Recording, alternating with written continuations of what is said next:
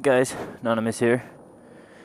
Today is November 11th, and if some of you, maybe across seas, I don't know if I doubt y'all celebrate Veterans Day. It may be called something else, but here in America, it's a national holiday. It's called Veterans Day. Hits really close to home with me, so that's going to be our topic.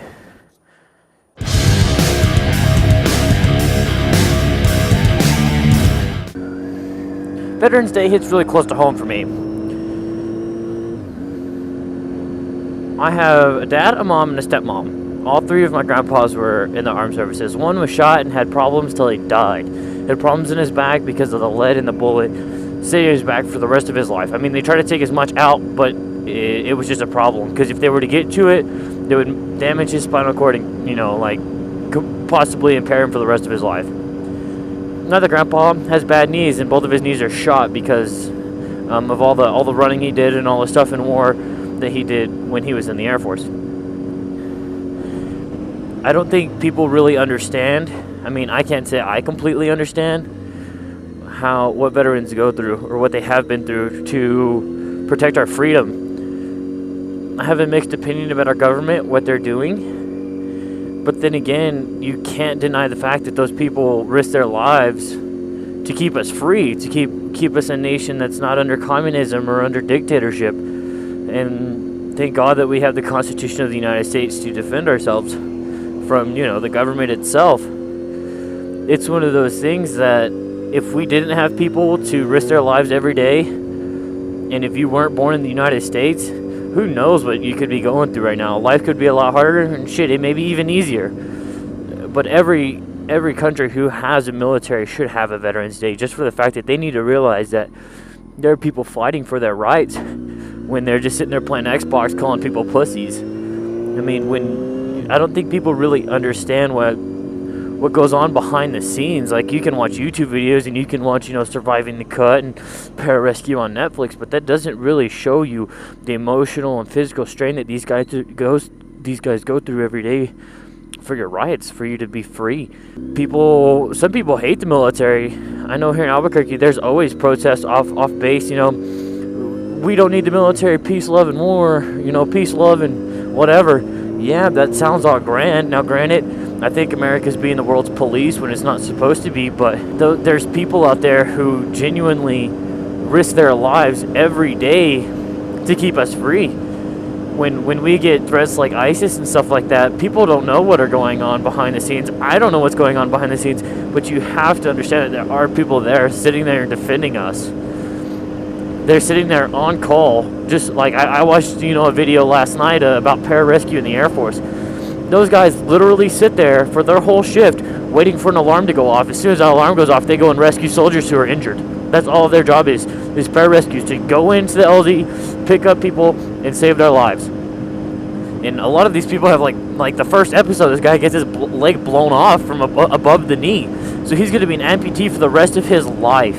He's not going to have a leg for the rest of his life. He's going to have a prosthetic leg. And what was he doing? He was Special Forces in the Army, trying to, just keep peace. It's crazy because of the fact that so many things go on behind the scenes that we don't know about. And there's people out there who absolutely hate the government and the military for defending their rights. But I think those people should be put on the front line. I'm very, very patriotic when it comes down to war. I'm all pro America. Now, like I said, sometimes I don't agree with what we're doing over there. I mean, some of it's none of our business, but some of it is. I think that we try to keep peace as much as possible, and sometimes we get our hands in places it's not supposed to be, and sometimes I think they should be chopped off for that. But it's one of those things that if we don't do it, who is? Who's going to keep the peace throughout the world? See, look at this gentleman right here wearing an American flag shirt. That is amazing. How's it going? Yeah, you need a helmet. It's going to get messy anyway. They save lives. It saved my life twice. See that? I fell off a cliff on a motorcycle. I'm falling off. Have a good one, okay? But I don't think that people understand what goes on in the background. And people are sitting there fighting for their rights. I mean, okay, I'm not talking about law enforcement. I'm not talking about police. Now, granted, police, they do their job and they maintain peace in the city. I'm talking about military.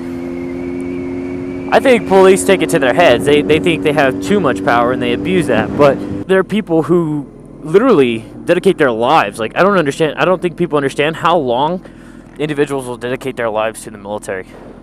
There's people out there who 25 years to the military because that's what they love. They love serving their nation.